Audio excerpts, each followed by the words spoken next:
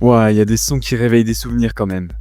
Le clic d'une brique Lego, le thème de Lego Star Wars, et ce sentiment d'aventure, même quand on avait 8 ans et qu'on essayait juste de casser tous les objets à l'écran pour trouver des pièces. Aujourd'hui, on va replonger ensemble dans l'évolution des jeux Lego, de leur début pixelisé jusqu'à leur âge d'or, pour finir sur une chute un peu triste, mais qui n'est pas sans espoir. Donc, c'est parti. On va commencer avec le premier jeu Lego. Non, c'est pas un Lego Star Wars, il faut remonter à 1995, avec Lego Fun to Build. C'est un jeu sorti sur Sega Pico au Japon.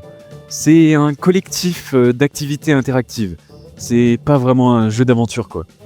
Ensuite, on arrive au mythique jeu PC de l'époque, comme Lego Island en 1997. C'est un pseudo open world où tu contrôles un livreur de pizza qui fait des missions. On pourrait presque dire un précurseur de GTA quand même.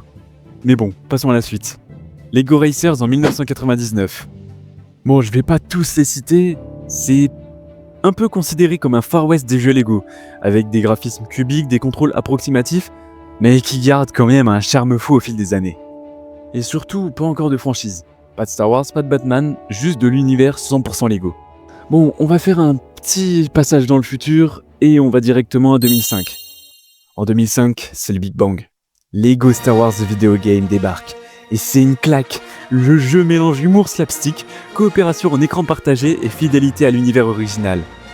Il cartonne de fou. Résultat, TT Games devient le studio référent et enchaîne les hits comme Lego Batman en 2008, que vous connaissez forcément, Lego Indiana Jones, un peu moins connu mais quand même une grosse pépite, Lego Harry Potter, puis vous voyez la suite quoi. Au final, c'est un peu des bangers sur des bangers. Les petits kiffent l'humour visuel, les parents retrouvent leur saga préférée et les gamers solo ou duo trouvent une vraie détente. Puis chaque niveau est une chasse au secret. Il y a des briques rouges, il y a des personnages cachés, des pièces à gogo. C'était simple, accessif et super addictif. Franchement, je suis un gros fan et depuis tout petit, tu m'en mettais une dose et j'arrêtais pas. Même si, des fois, je me perdais un peu dans les niveaux. Je me rappelle de toi, le niveau de Mr. Freeze là sur Lego Batman 1. Tu m'as bien gavé. Enfin bref, on a aussi des jeux comme Lego City Undercover en 2013. C'est franchement la pépite du GTA-like. Et c'est pour gamins en plus. Il est drôle, il est libre, original. C'est le jeu Lego le plus ambitieux jamais fait, honnêtement. Il n'y a pas de licence, juste l'univers Lego, une vraie pépite. Puis quand tu vois les magnifiques licences qui sont adaptées, genre en 2013, Lego Marvel Super Heroes. Comment est-il possible d'autant réussir un jeu vidéo sur une licence pareille? Le combat final contre Galactus, s'il te plaît. C'est incroyable. On peut aussi prendre Lego Batman 2, où t'affrontes un Joker géant. Bon d'accord, c'est un peu similaire à Lego Marvel Super Heroes, mais c'est un robot géant, qu'est-ce que je m'en fous? Wow, je crois que je vais arrêter de baver trop sur ces pépites et on va un peu avancer, même si c'est triste. On passe à autre chose. Bien sûr, à un moment, quand tu t'acharnes sur la licence, t'en fais trop, et ça se répète. Au final, c'est la formule Lego, quoi. Aussi fun qu'elle soit, ça commence à tourner en rond. On a un Lego Dimension en 2015, jeu qui se voulait un peu Skylanders, mais les packs coûtaient beaucoup trop cher pour l'époque. Rien que le pack de base était à 100 balles. C'est abusif et peu de personnes ont pu se l'acheter. Moi par exemple. On a quand même une idée de fou.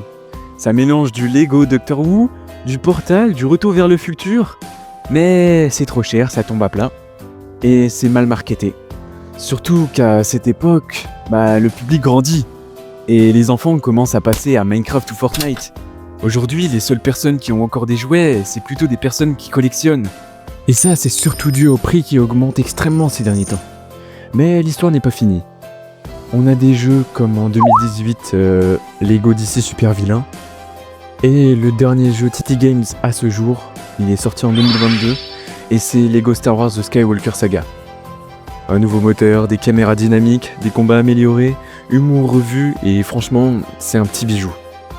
Ça doit être facilement un de mes jeux Lego préférés.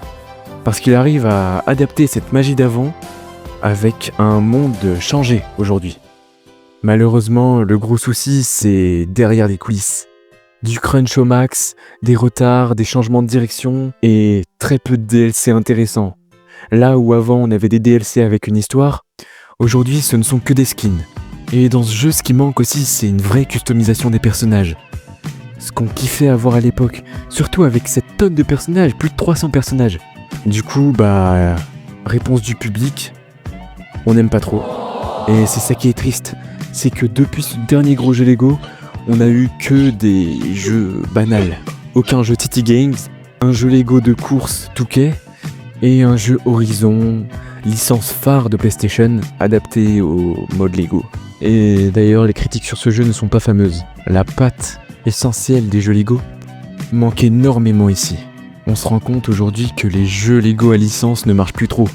Même s'il y a quelques rumeurs d'une nouvelle saga Harry Potter en Lego, et peut-être de la saga de l'infini Marvel, ça reste que des rumeurs. Et on n'est jamais sûr des infos qu'on trouve sur internet. Donc, est-ce que les jeux Lego sont morts ? Pas vraiment, mais ils sont clairement en pause. La formule a besoin d'évoluer, d'oser, de sortir des sentiers battus comme elle l'avait fait en 2005. Mais quoi qu'il arrive, ces jeux auront marqué nos souvenirs. Les rires, les manettes partagées, les 100% qu'on visait pendant les vacances. Je me rappelle de toi Lego les Indestructibles. Et toi, c'était quoi ton jeu Lego préféré ? Dis-le en commentaire et abonne-toi si tu veux plus de vidéos comme ça. C'était Dao et à la prochaine.